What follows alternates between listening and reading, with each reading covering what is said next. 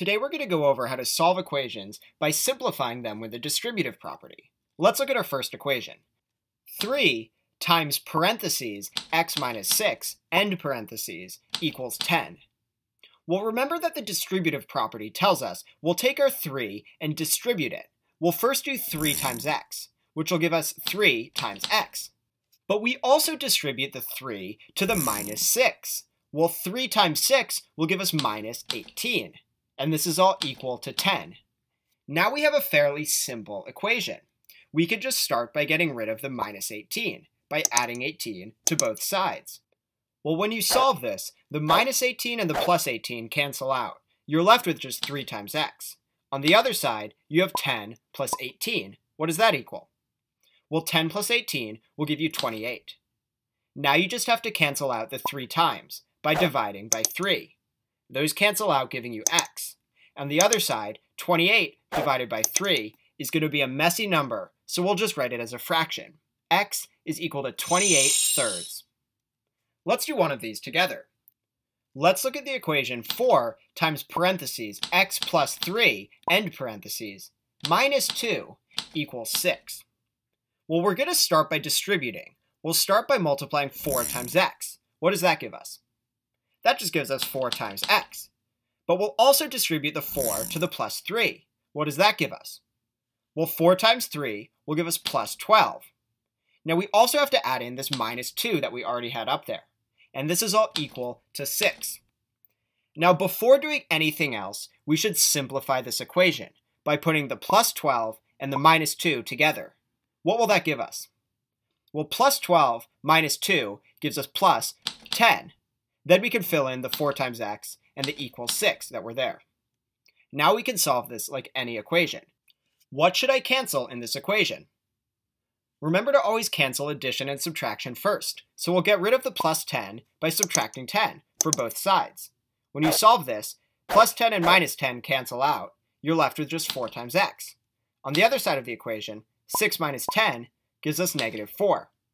Now solve the last step of this equation on your own. What does x equal? Well, you need to cancel out the 4 times, which you can do by dividing by 4.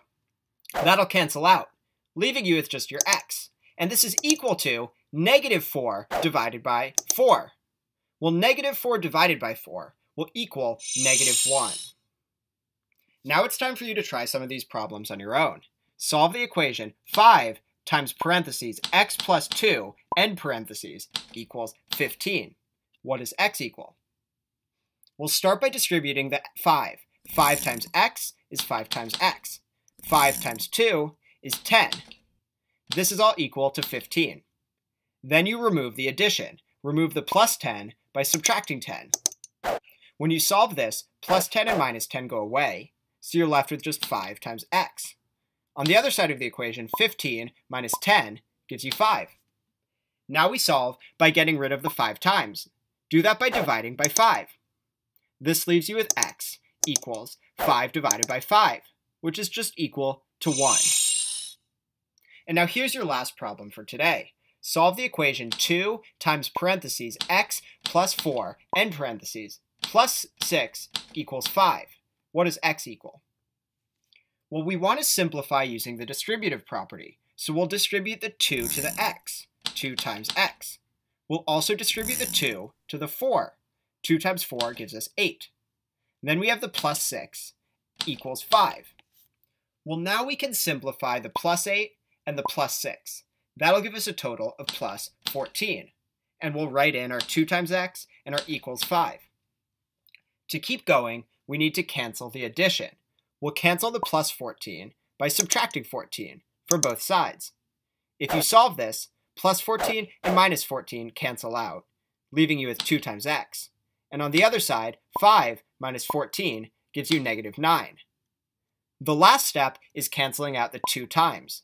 Divide by 2, which will cancel out, leaving you with x. On the other side of the equation, negative 9 divided by 2 will just be written as negative 9 halves.